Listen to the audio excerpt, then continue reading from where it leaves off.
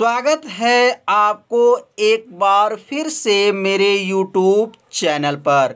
तो आज क्लास 11 के रसायन विज्ञान अभ्यास 2 का यह तीसरा भाग है।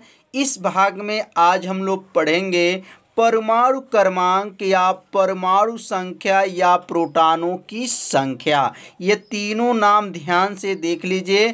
परमाणु क्रमांक कहिए या परमाणु संख्या कहिए या प्रोटॉनों की संख्या, ये तीनों का परिभाषा सेम है। तो आप सभी विद्यार्थी अपने कॉपी में इसे नोट करते भी चलिए।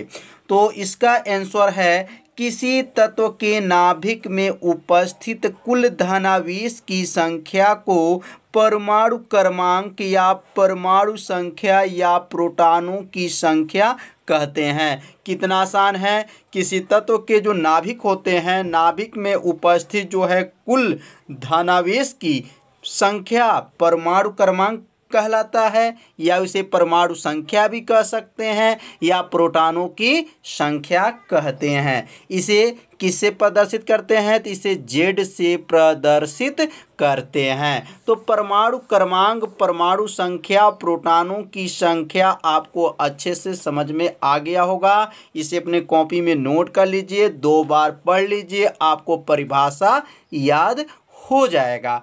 अब यहाँ ध्यान देंगे, परमाणु क्रमांक, प्रोटॉनों की संख्या और इलेक्ट्रॉनों की संख्या, ये तीनों मान आपस में बराबर होते हैं। परमाणु क्रमांक की जितना संख्या होता है उतना ही संख्या किसका?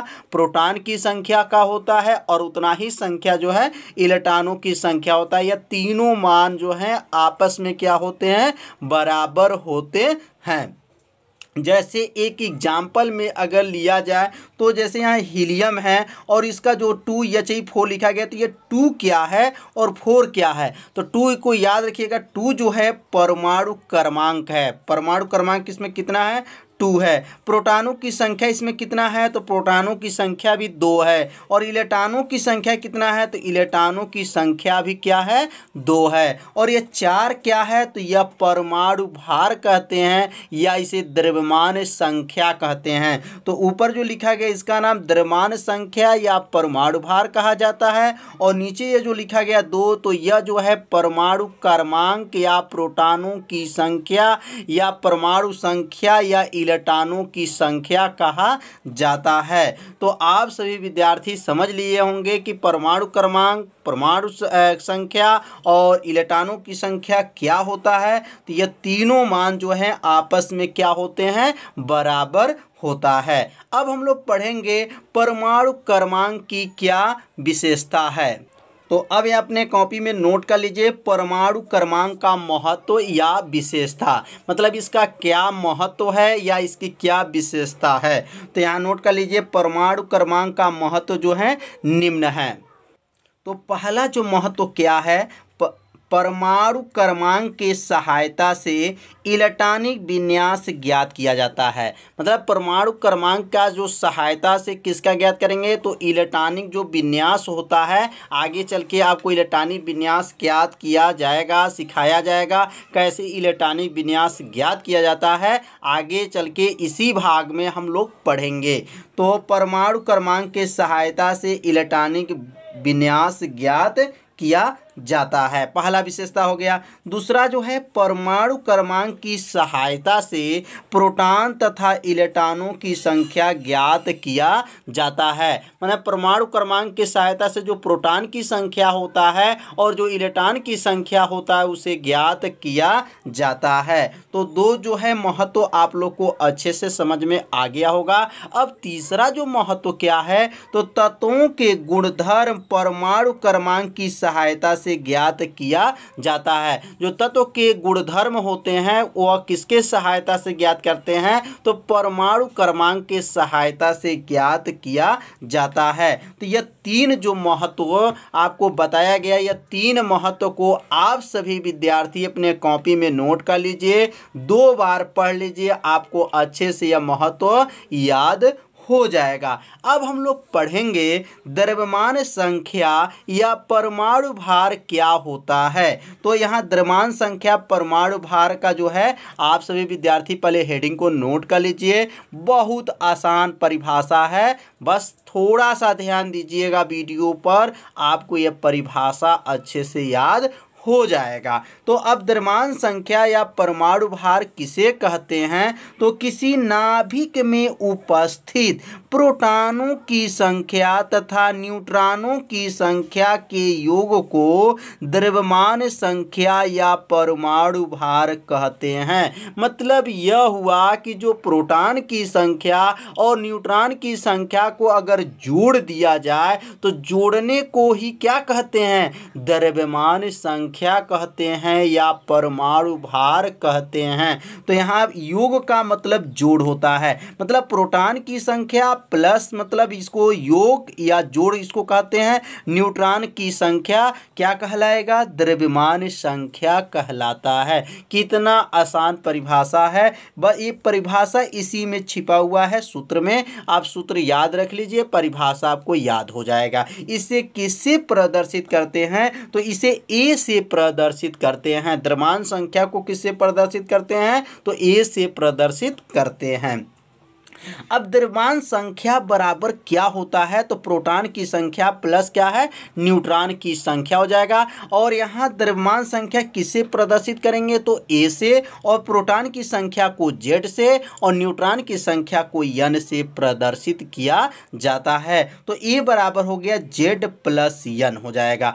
अब यहाँ पर जैसे एक एग्जाम्पल लिया गया है, यहाँ पर जो 7 है, एन है, 14 है। इसका मतलब 7 क्या है और 14 क्या है, तो 7 जो है परमाणु क्रमांक कहते हैं या प्रोटॉन की संख्या कहते हैं, और ये 14 जो है द्रव्यमान संख्या कहते हैं या परमाणु भार भी कहा जाता है। तो द्रव्यमान संख्या इसमें कितना है, तो 14 है। तो समझ में आ गया होगा कि द्रव्यमान संख्या क्या है, तो प्रोटॉन की संख्या और न्यूट्रॉन की संख्या का योग जो है द्रव्यमान संख्या कहलाता है। द्रव्यमान संख्या को परमाणु भार भी कहते हैं। तो आप सभी विद्यार्थी से अपने कॉपी में नोट कर लिए होंगे, नहीं नोट किए होंगे तो इसे शॉर्ट स्क्रीन ले लीजिए, इसे आप अपने कॉपी में जरूर नोट कर लीजिएगा, क्योंकि बहुत ही आसान परिभाषा आपको बताया जा रहा है। अब हम लोग पढ़ेंगे परमाणु क्रमांक और द्रव्यमान संख्या में क्या संबंध है।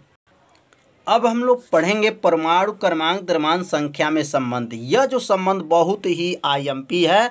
तो अब यहाँ पे जो है परमाणु क्रमांक द्रव्यमान संख्या, तो पहले परमाणु क्रमांक बराबर क्या होता है, तो द्रव्यमान संख्या माइनस न्यूट्रॉनों की संख्या। तो यहाँ परमाणु क्रमांक जो है बराबर कितना का है, तो द्रव्यमान संख्या माइनस न्यूट्रॉनों की संख्या के क्या है, अंतर के बराबर है।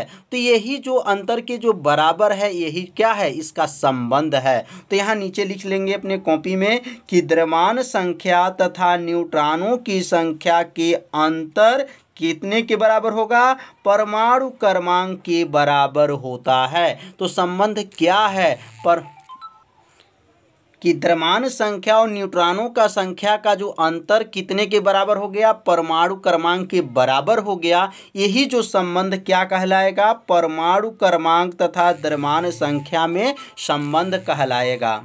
तो इस सूत्र को आप सभी विद्यार्थी अपने कॉपी में नोट कर लीजिए, और इस सूत्र की सहायता से न्यूमेरिकल बताया जाएगा, जिससे आपको आसान न्यूमेरिकल हो जाएगा। अब अगला जो संबंध है, न्यूट्रॉन की संख्या तथा द्रव्यमान संख्या में क्या संबंध है। अभी हम लोग ऊपर क्या पढ़े हैं, परमाणु क्रमांक और द्रव्यमान संख्या में संबंध। अब क्या संबंध है, न्यूट्रॉनों की संख्या तथा द्रव्यमान संख्या में संबंध। तो इसका सूत्र क्या होता है, तो इसका जो सूत्र है, न्यूट्रॉनों की संख्या बराबर होता है द्रव्यमान संख्या माइनस प्रोटॉनों की संख्या। ये माइनस का मतलब अंतर कहा जाता है। तो जैसे ऊपर हम लोग परिभाषा लिखे हैं, इसी प्रकार यहाँ भी परिभाषा को लिख सकते हैं कि द्रव्यमान संख्या और प्रोटॉनों की संख्या के अंतर न्यूट्रॉनों की संख्या के क्या होता है, बराबर होता है। यही जो संबंध क्या कहलाएगा, न्यूट्रॉनों की संख्या तथा द्रव्यमान संख्या में संबंध कहलाता है। तो समझ में आ गया होगा कि यह संबंध का मतलब यह होता है सूत्र, इन दोनों लोगों के बीच में क्या सूत्र है, न्यूट्रॉन की संख्या और द्रव्यमान संख्या के बीच में जो सूत्र है यही इसका संबंध कहलाएगा। तो सूत्र को पहले आप सभी विद्यार्थी याद रख लीजिए कि न्यूट्रॉन की संख्या बराबर क्या होता है